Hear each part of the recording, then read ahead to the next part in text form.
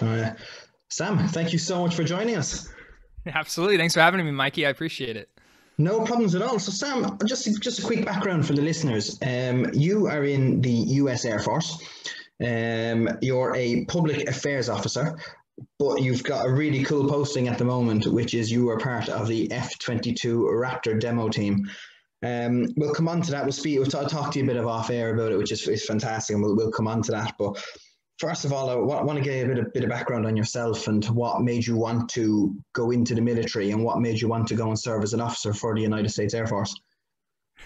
Yeah, I'm still trying to figure out the best way to answer that question. I get asked it all the time. I think there was a lot of different contributing factors to me wanting to join. But if I were to boil it all down to one, it probably started with my dad. So my dad went to the Air Force Academy himself. He flew tankers in the Air Force, and he actually now flies for American Airlines in the Airbus. So growing up, I always heard stories of him talking about his time at the Air Force Academy, jumping out of airplanes as a college kid, going to survival training. Some kids maybe grow up dreaming about that typical college experience, joining a fraternity or something. And for me, I was like, no, like I want to get sent to the woods. Like I want to like fly. I want to do all that. And so I set my goal when I was in high school, like a freshman in high school. I was like, I'm going to go to the Air Force Academy. So to flash forward a little bit, hearing what my dad went through, it kind of, you think you're ready for it, but once you actually get there, it kind of hits you like a train. So it was definitely a culture shock for sure. But I guess to sum it all up, I had a lot of influence from my dad. He helped me get there. Like, I just want to kind of be like him. I just wanted to do something different than all my friends were doing. And I know that the Air Force Academy it's a school like none other, right? Like it really sets you up for the rest of your life. Like you graduate, you have a guaranteed job. You're an officer in the Air Force. If you want to fly, you can do that. If you don't, you can do one of dozens of other career fields.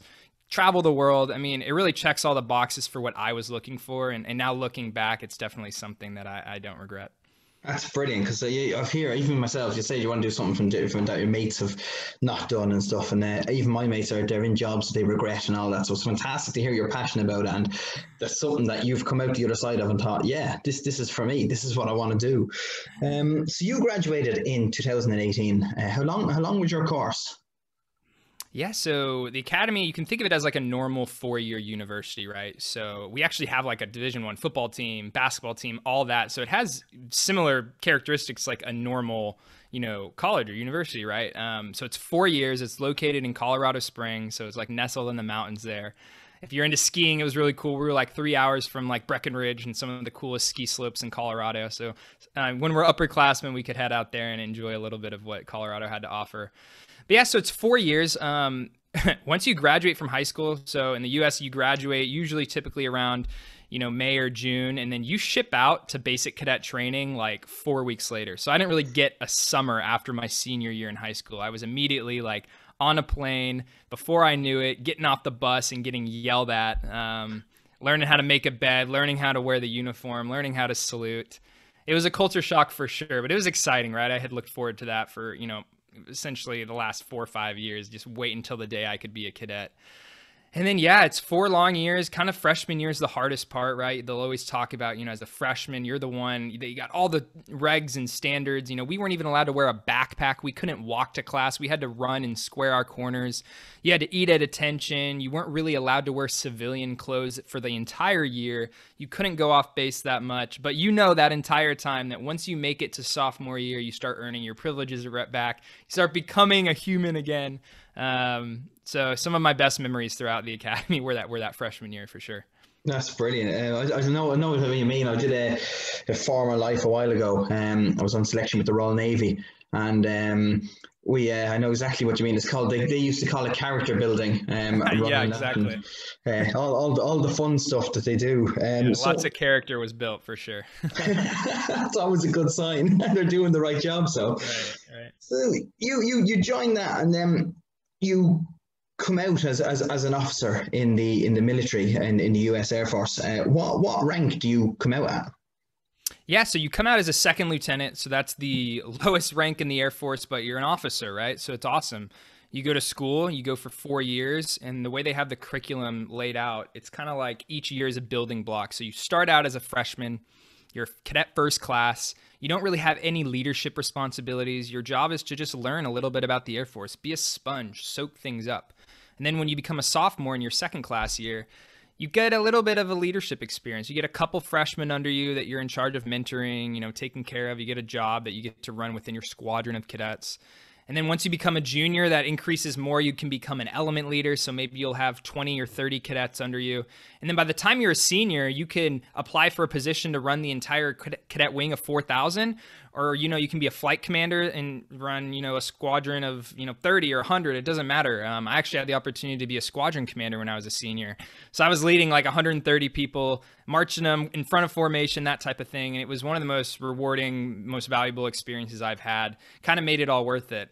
And then the goal is, once you graduate, once you throw your hat in the air and the Thunderbirds, fly right over you on graduation day, that you're ready to lead. And so, our class spreads out to one of any number of Air Force bases all across the world and a number of different career fields. And, you're responsible for being a leader. You're an officer in the U.S. Air Force.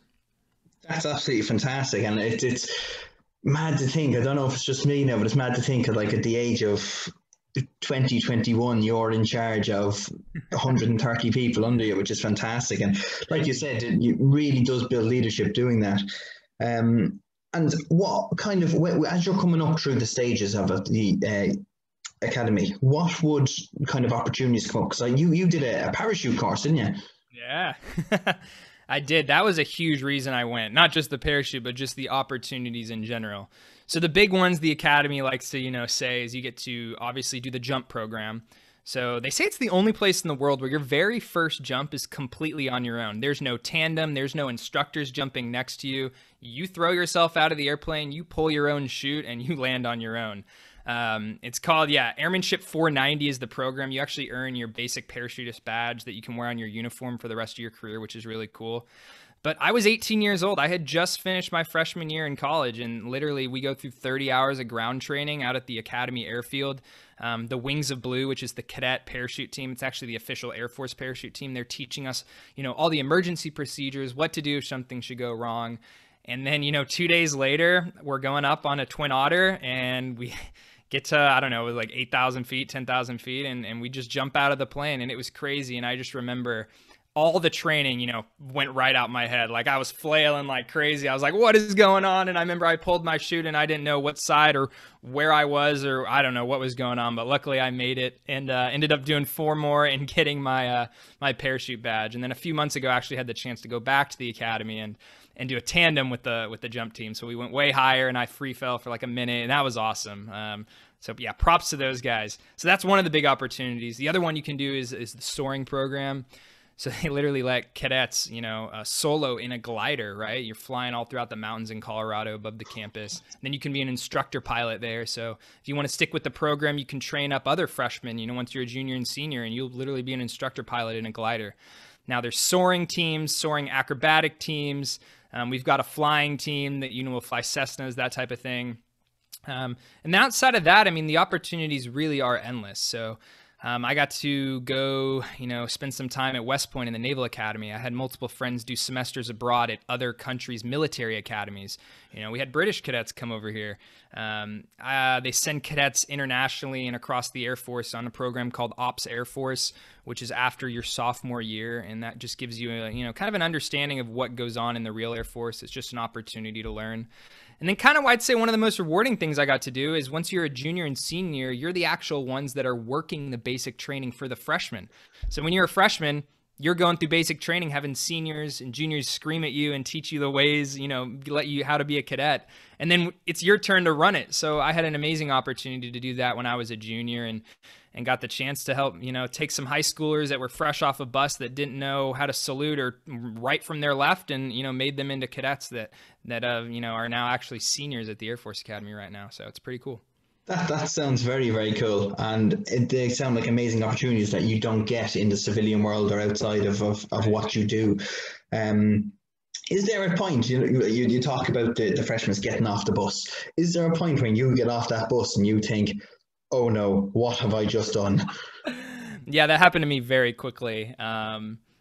So the way it works at the academy is you literally, you're on a bus. You can watch videos of this on YouTube too. And senior, you'll take one turn and then they just start yelling at you, like asking all these things that you can't possibly answer right. And then you head down the steps of the bus and you get on what we call the footprints. And it's right at the base of this famous ramp at the Air Force Academy on the ridge of the Rampart mountain range. And they just grill you, right? It's your first introduction to like military style. And it's kind of one of those things, you don't know how long you're going to stay on those footprints. You could get lucky and they could let your group go on really quickly and then you go in process and do your medical stuff, or you could be out there for a long time. And I was unfortunately one of those cadets that was out there for a long time. I didn't even keep messing up. It was just like they would call the group right behind me and the group in front of me, or someone didn't see me. So I might have the record for the longest time spent on those footprints in academy history. I swear I do. I was there for like an hour just getting yelled at and yelled at. So my very first day, which by the way they called day 0, not even day 1, was crazy. That sounds brilliant. And then after that, did you settle in fairly quickly, or was it a kind of a couple of weeks where you're thinking, have I still done the right thing? Yeah, the goal is just to make it to the academic year. So basic training, 6 weeks long. That was the longest 6 weeks of my life. You're waking up every morning. I think they don't tell you what time it is. You don't have your phone. It was around 4:30 in the morning when I was, on the other side working it. And it's not like you get your phone and you have an alarm and it's like, all right, wake up now. No, like they are screaming with whistles. They have like foghorns and megaphones. They are banging on your door. It is like a war zone. And that's how you get woken up every single morning for 6 weeks. And like, I thought I was confident. I didn't think I got flustered, but it is really hard to like even tie your shoe when you have a huge senior, like decked out in their military uniform, screaming at you every 2 seconds, right when you wake up. So yeah, I was definitely like, what did I get myself into, for sure?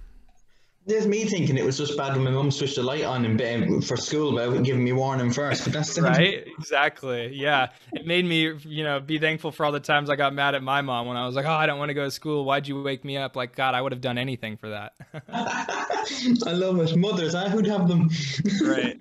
So you had the opportunity then, while you were still in the academy, to go and work with a congressman up at Capitol Hill.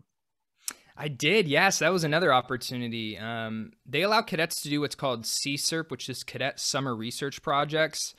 And, they've got a number of them that are sponsored through the Air Force Academy. We can go work for like Boeing or Lockheed or some sort of engineering, group, which is really cool and you get to learn.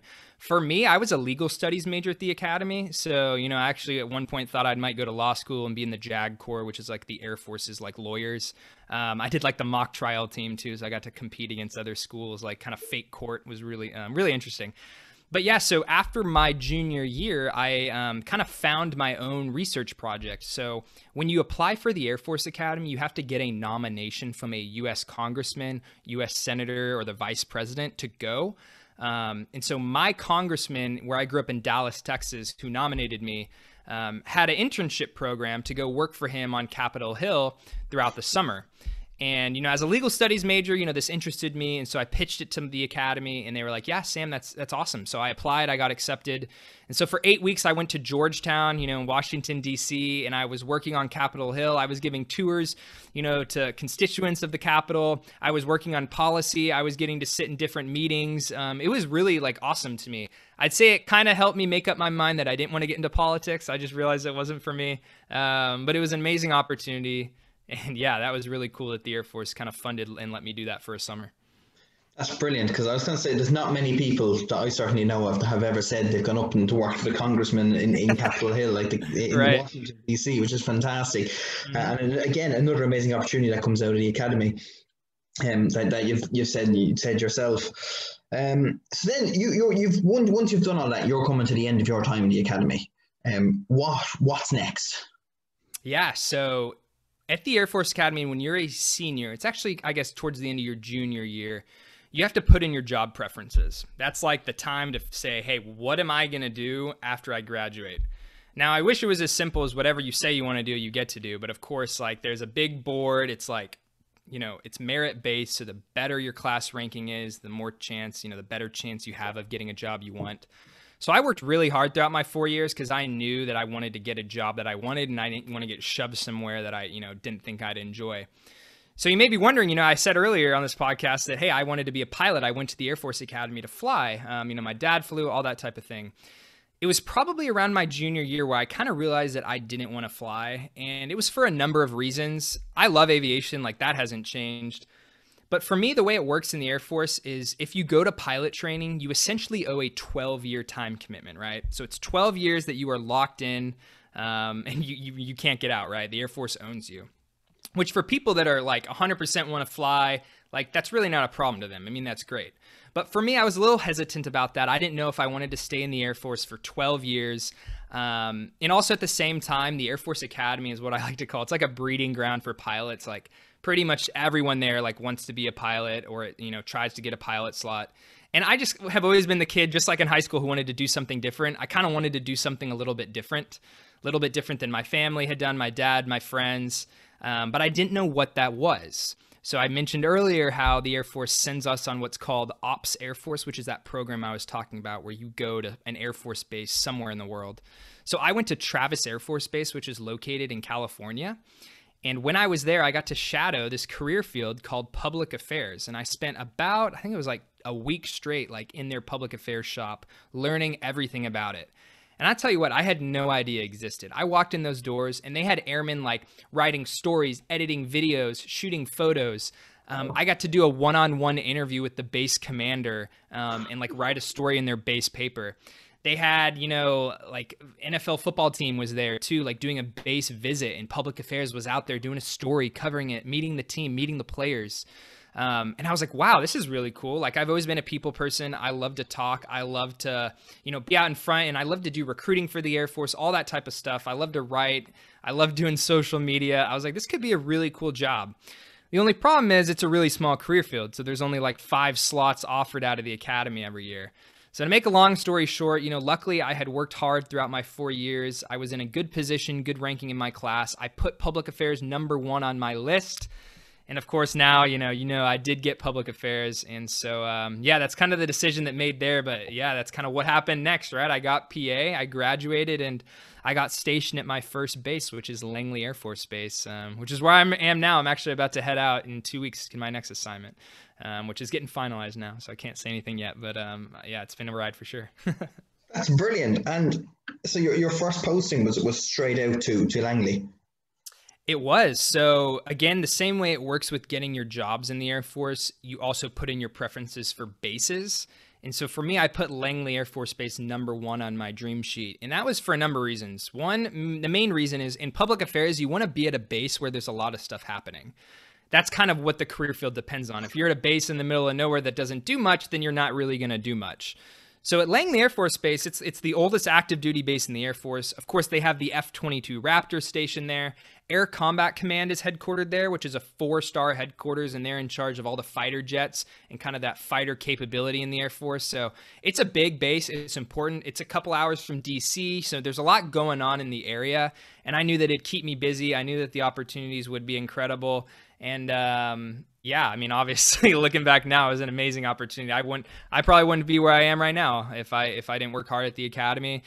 Obviously that allowed me to get public affairs, allowed me to get Langley, and then, allowed me to do what I'm doing now.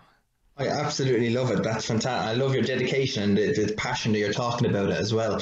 So you've gone to Langley. You mentioned the F22 Raptor station there. Now, for those of us listening, the F22 Raptor is a stealth fighter, one of the most awesome fighters that I've ever had the privilege of seeing. Never seen up close, seen on videos and stuff like that. So, and you managed to get a position on the F22 Raptor demo team. Yes. So, yeah, I don't know if I've said this before, but I actually didn't know what the F22 demo team was. Like, I didn't even know it existed kind of before I got there. And, maybe hopefully that's changed now with obviously my work doing social media. Hopefully people know, what the F22 demo team is. But I remember I got to Langley and I was doing just normal public affairs work, like on the base at the wing level. And we had like unit PT in the morning, physical training. So it was like 6 a.m. It was like 6:30 or something. And we were running like around the base, has a big track that goes around the runway, around the airfield. And the demo team was practicing in the morning. It was our old demo pilot, Loco Lopez was his name, and they were practicing. And I remember just running, and like an F22 is literally just raging above me, like full burner, like pulling 9Gs, like doing their whole demo. And I was like, what is this? And how do I get on that team? So that was my first kind of introduction to the team. So I remember I went home and I looked them up and I was like, wow, this is cool. And my public affairs shop told me that the team was looking to bring a full-time public affairs officer on. Brilliant. Yeah, to help run, obviously, the big three, we call it in PA. So the social media, which is like photography, video work, the community relations, which is, managing, all the engagements that happen, whether that's speaking engagements, whether that's, doing flyovers, like air shows all around the world, and then media. So, right. So like, working to get interviews for the team, like getting their platform out there, telling the story. And so I kind of like raised my hand. I was like, hey guys, I know I'm new, but, I think I could do a good job at this. I didn't mention it, but I had always kind of had a passion for photography and video stuff. I wasn't great at the time, but I was like, hey, I think I can, use what I have, and I think I can get even better, and I think I could do this job well. So my office was like, hey, we'll send you up. And I actually went to an interview in front of the demo pilot, Loco Lopez, and their superintendent. And yeah, I got hired on for the team. I guess it was about 2 years ago. And wow, that was crazy for me. I had graduated from the academy only a few months before, and then got to my base and was able to get a spot in the F22 demonstration team. That's so cool. It's like you said. I know we've got the Red Arrows over here. Yeah, they're awesome. By the way, we've been to so many shows with the Red Arrows. Like, I love them. Andy, who just retired, Red Big One, Red One, he's awesome. So yeah. Yeah, were you part of that when they did the tour of America? Yes, I was. They came to a few shows with us, and then I'm from Dallas, so I was talking to them when they did their big flyover Texas. They flew over the Air Force Academy. We went to several shows with them, and they're amazing. Their social media team was incredible to work with. Their pilots, their energy. There's so many amazing performers in the airshow community, but the Red Arrows for sure are ones that stood out to me. And, I hope once COVID's over and everything, they come back and we go over there too to re-out or whatever and just have a great time. So that's one of the questions I was going to ask is actually, did you plan on bringing the F22 over to Ireland or even to England for RIAT at any stage?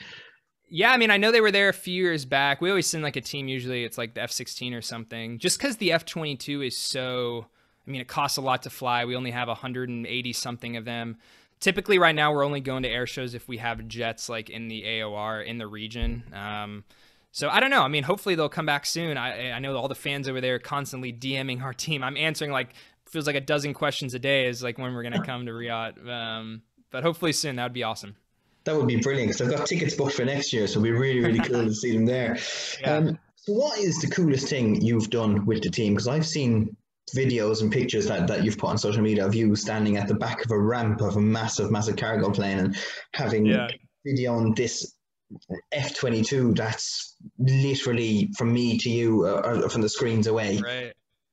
Yeah, that's I just did one recently, which was really awesome. But I kind of tell this story like it was only my second or third air show ever, so I was still figuring out what the heck I was doing.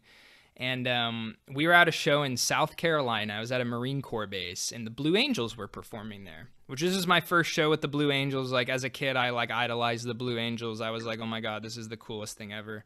So I get to the show, and it was really cool that they were flying there.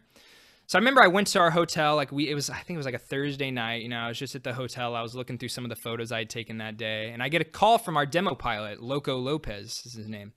And Loco's like, hey, Sam. How you doing? I was like, hey, I'm good. What's up, Loco? And he's like, hey, I need you to be here in the morning at 10 a.m. He's like, bring your cameras. And I was like, oh man, what are we doing? And so turns out I show up the next morning and I walk into this room and the entire Blue Angels team is there, right? And they're in a briefing room and they're briefing a photo flight, a mission that's going to take place. And the reason I didn't know about this ahead of time is because it was only going to be civilian only, and I didn't know if they were going to have a spot for me, but it turns out there was. So literally from the time I showed up to that briefing, an hour later, I'm walking up the back door of a Casa 212, and it's an F-22 Blue Angels dissimilar formation photo flight. So I'm hanging out the back door of this plane, over the coast of Carolina. The Blue Angels, entire, Delta, like Diamond, like are all just like there, and the F22's on top. Like I'm like waving at Loco, our pilot in the Raptor. This is the first time they'd ever done like a photo flight like this, and I'm just taking as many pictures as I can. And that was crazy. It was the craziest thing in the world to be like that close, to have that access. And those photos went everywhere too. That kind of started, me making a little bit of a name for myself also, taking those photos and having that opportunity. So I owe a lot to Loco, the team, for giving me that chance. But, I've had a few other instances of being able to do those aerial shoots like that, which are incredible. They're amazing. So yeah, that's for sure one of those highlights. That's fantastic, and it just even thinking about that, because you see it on video, but I can't even begin to imagine what it must be like for yourself standing there on the edge of that ramp, looking at this happening right in front of you, which is absolutely fantastic. So you get to travel, obviously around the whole of the US with the F22 team. Where's the coolest place that you've been to with the team, or the best air show that you've gone to? Yeah, so that's a tough question to answer, because you kind of have to look at it like through a public affairs standpoint. Like I'm running social media, I'm doing photos, I'm doing videos. So I want a show that like has a lot going on. I want the weather to be good so we can get good vapes on the jet. But if we're like talking like pure location wise, probably it's like a three-way tie between Dubai, Singapore, and actually Alaska. They were just amazing. Like it's cool to especially go international, because we don't interact with those fans. I'm talking to them all virtually, but we do so many shows in the States. These international shows only get once every 3-4 years, if that. Like for Singapore is the first time ever to see us fly. So those fans are literally like freaking out. Like the Raptor's that like mysterious airplane that no one really knows about, but like it's the most dominant like fighter in the world. So to see that thing fly is incredible, and the fans just loved it. And like they were like looking at us in our black uniforms, like treating us like celebrities. It was crazy. But like also the small town shows too are really cool. Like we went to F.E. Warren Air Force Base in like Cheyenne, Wyoming, middle of nowhere, right? It's like, what's going on? It's like a missile base. But that community, like the community loves the military. So like everyone there is like super, super supportive, and like had a big turnout, and there was just a lot going on. And, I enjoyed that too. So yeah, you definitely I've been everywhere. I've probably gone on, I think it's like 60 air shows in the last 2 years. Whoa. And all those is, like 4 countries, like every state in the US pretty much. So, wow. Yeah, that's a tough question to answer. I was going to say that's a lot of air shows to go to, and especially does it ever get boring, or does the awe ever wear off? I mean, no, to answer your question, but like I try to keep it, like I try to look for something different at every show, which is challenging when you've done like, I've seen the F22 performance probably 500 times by now. So I know exactly what I'm looking for. But no, I mean, once that plane takes off, we do it like pull straight into the vertical and take off. It's like, it is incredible. But also what's really cool at the shows is we'll have different performers. We'll have like the Red Arrows come, or the Snowbirds, Thunderbirds, Blue Angels, one of a million different like civilian performers. Like in Singapore, like we had, their team. In Dubai, we had the Emirati team perform. Like it's just cool to see what other countries can bring, what other like acts are out there. But no, the F-22, I don't think it gets old to anyone. I love that. Even though the F-35 is out there, would you say which is a cooler display? Oh man, like I love the F-35 demo team, but you can't beat the Raptor, right? We've got the thrust vectoring. Also, they kind of look to our demo for inspiration when building theirs, because they've only been around for the last 2 years for their air show season, and so there's a lot of similarities. But they're amazing. Their team's incredible. I love the F-35. That jet is loud. Like from a photographer standpoint, they got constant vapes coming off that jet. It looks beautiful when it flies. But there's a couple maneuvers, in particular that we can do, like the tail slide, the real pedal turn, like spinning 360 through the air, the power loop with the thrust vectoring nozzles. Like you can't beat the F-22. No, that's it. It does really sound amazing. Absolutely amazing. Now, I haven't had the privilege of seeing a display yet, but I do hope to get that under my belt. With your display team and everything like that, is there a limit to how many years you can do on a team, or can you just keep staying on the team as long as they want you? No, in fact, that's an interesting question. I remember I was talking to the Red Arrows team, and a couple of their guys are appointed, indefinitely, right? I don't know if those guys are like military or civilian. But for all the Air Force teams, it's typically a 2-year gig. So you'll do 2 years on the team, and then you'll rotate back out. That way, you're still serving in the Air Force the way they need you. You're not just doing one thing for forever. Because of COVID this year, a couple of the team members are doing an extra year, but that's just because this year was looked a little bit different. But no, so it's 2 years mostly, and then you kind of gotta get back and do something else. Back into the real world, as they say. Yeah, for sure. But yeah, you're saying about the Red Arrows, they change a third of their display team every year. Yeah, three gotcha. going out and 3 new guys coming in. That's why I was just wondering, was it the same across the pond for you guys? Yeah, pretty much. Gives other people opportunity to get in. So the F22 demo team started. First year was 2007. So, we switch pilots every 2 years. So we're now on our 6th or 7th pilot or something. Which is really cool. You got people like me who want to join, and I'm sure people after me will do a great job too. And so it's cool that the Air Force always has those opportunities. People are coming and going. Makes it a little bit challenging, I'd say, because you'll make friends with someone, and then it's every 2 years you got to move to a new spot. That's one of the rare downsides of the Air Force, but yeah, it's still awesome. I have to say, it does really, really sound awesome. And your latest one, so you mentioned earlier you were down in Fort Lauderdale with the F22 doing their air show. And I find this really, really cool. You had the opportunity to see the heritage flight. Yes. Yeah, so the heritage flight is a really cool thing that the Air Force does. It started in the late 90s, and the foundation, it's actually an Air Force Heritage Flight Foundation. So it's a bunch of retired, some are military, some are just warbird owners who fly World War II era P-51s, P-38s, different bombers from the World War II era. And they actually fly in formation next to modern fighter jets. So they'll be flying in formation with the F-22, F-35, A-10, F-16, which is really, really cool. But for Fort Lauderdale in particular, it was just a current demo heritage flight. So it was A-10, F-16, F-35, and F-22, which are the 4 single ship demo teams in the Air Force. And this was our last show of the season, right? So, the A-10 demo pilot ship, it was his last show of the year. All the other teams, we'd been traveling to a lot of shows together. And so it's kind of let's go out with a bang. So we had the C-17 demo team actually with us as well at that show. And so they took all the public affairs officers from each team up in the back of the plane. I put on a harness. I was literally leaning out the back door over the coast of Florida. And, the ramp opens up and there's all 4 demo teams right out there flying. So I got my camera. I'm taking photos. I'm doing video. And then at the end, the shot that has done, everyone's seen on social media now, they went and pulled up next to the side door. So the C-17 has a ramp and then it has 2 side doors.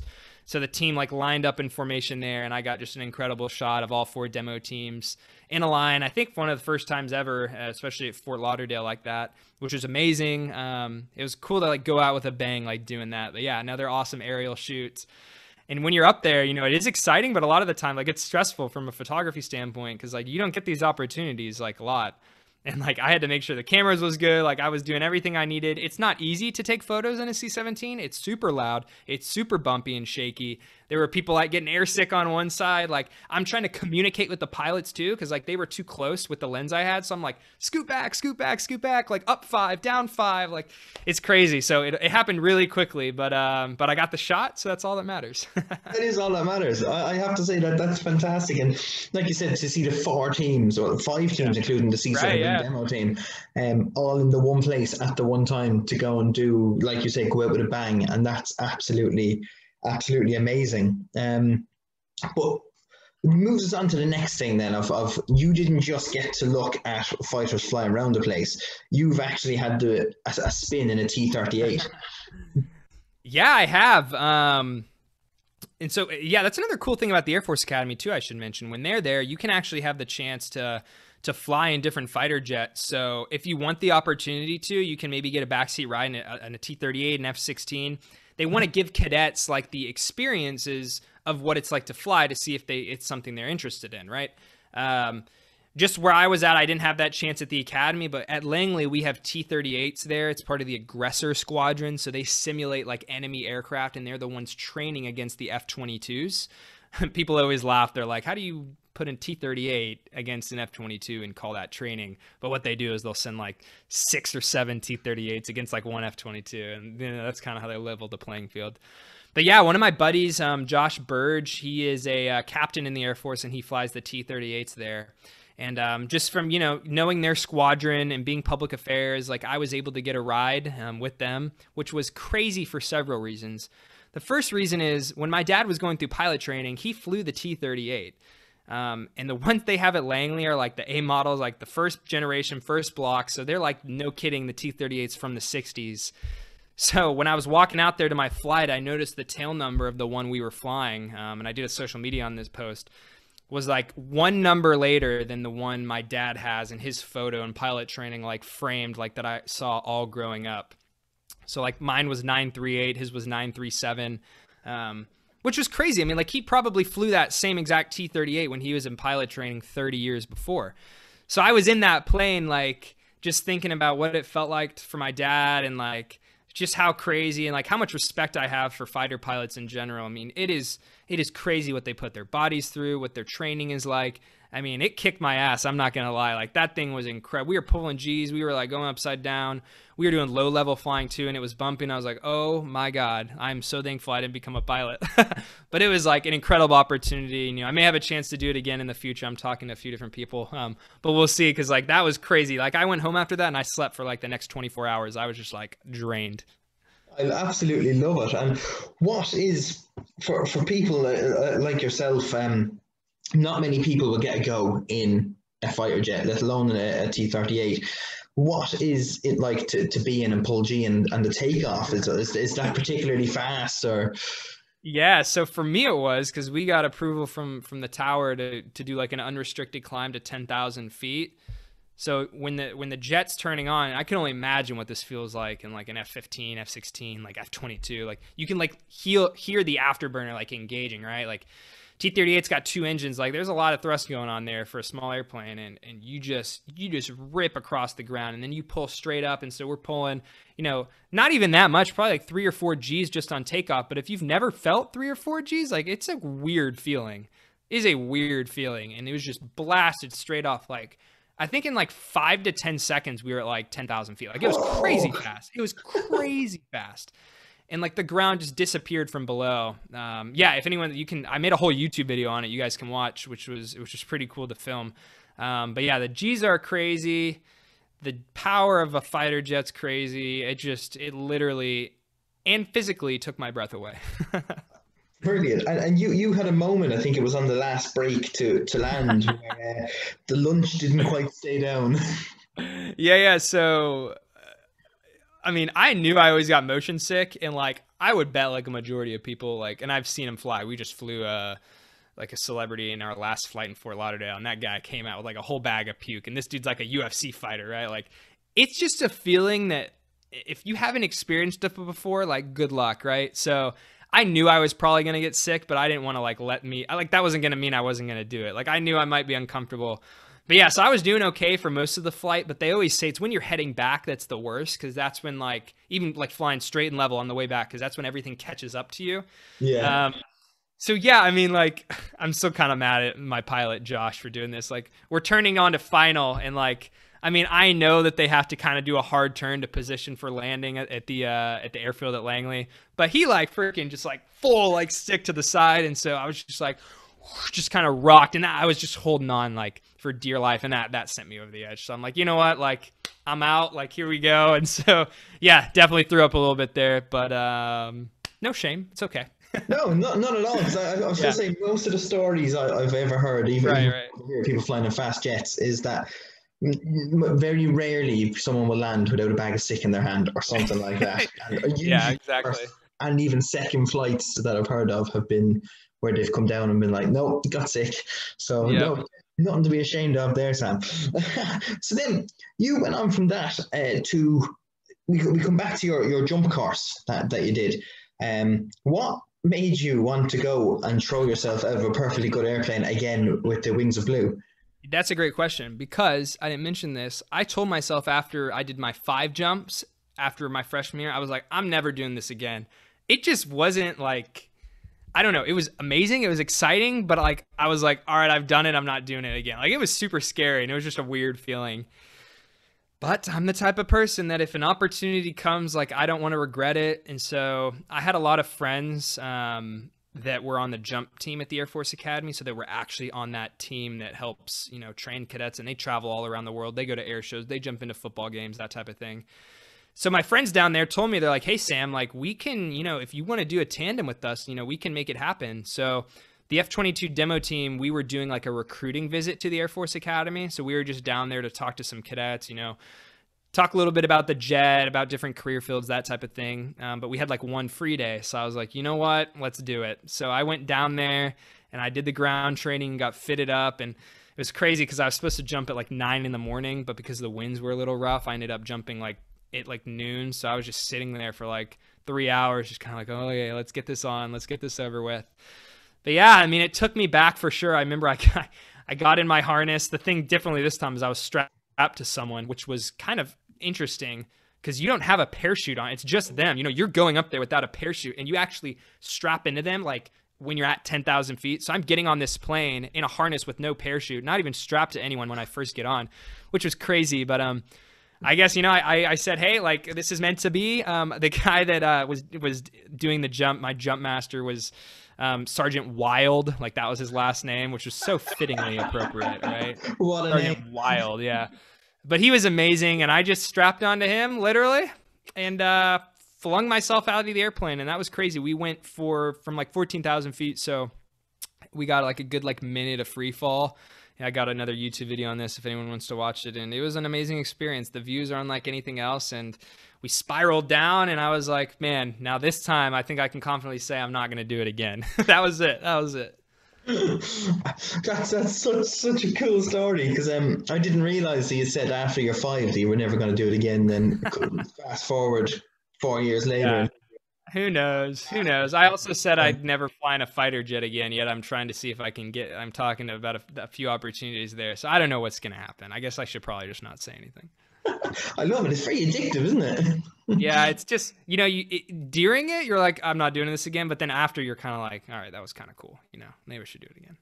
I love it. Absolutely love it. And then you had, not too long ago as well, your opportunities so far, Sam, have been amazing. I've got a list of them here. But you had an option to fly with the US Army and go and have a look at the site of New York from one of their helicopters. I did, yeah. So we were out in an air show in New York, upstate New York. Well, I don't exactly know what they call upstate New York, but let's say it was like 2 hours north of the city. So kind of close to West Point, the military academy. And they had an Army Reserve squadron out there who flies like Lakota helicopters. And so it's the last day of the show, and they said, hey, you want to come up and do a little tour? We need to do some training anyways. We'll take you around New York City. Now, if you've ever been to New York City, like it's rare. It's like costs a lot of money to do like a helicopter flight. And so, like, it was crazy. I mean, I got briefed up on some safety stuff, hopped in the back, and then before I knew it, like, we were literally flying low level, like, through the Hudson River, like, past the, Empire State Building, Staten Island, Statue of Liberty. Like, it was incredible. Definitely a highlight for sure. And then on the way back, they had some gas to burn, and they needed to, like, they got to justify their flight somehow, so they had to do a little training. So we did, like, some low level, like, tactical training, like, weaving in and out, and I was just like, oh my gosh, this is incredible. But yeah, I don't know how many people have got the to ride in a helicopter through New York, but I'm probably one of the few that have gotten to do it with the U.S. Army. So it's crazy. It's absolutely fantastic. Like I said, your career so far has been absolutely phenomenal. So my next question is probably going to be a tough one for you to answer. Okay. But what is the best aircraft that you have flown in? That's a good question. I've gotten to fly in a lot, actually. So obviously I've been in pretty much every heavy and like every tanker ever. So like C5, C-17, I did KC-135s, KC-10s, like all this type of stuff. I've flown on, obviously, like I said, the T-38 at the Academy. I did gliders. But you know what? One of the coolest things I've flown in like older stuff too. So I flew in like a vintage like T6 that the Navy was using way back in the day. That was amazing. Almost had the chance to fly in a P-51, but it ended up falling out. So I'm hoping I can do that, because that will probably be my answer. But you know what? One of the craziest experiences I'd say is I was in Arizona for a air show. This was literally the first show I ever went on. And they have C-130s there. It's like a spec ops, like special forces type of thing in the Air Force, like pararescue jumpers, that type of thing. And they were doing a pararescue, like what they call a combat search and rescue demo.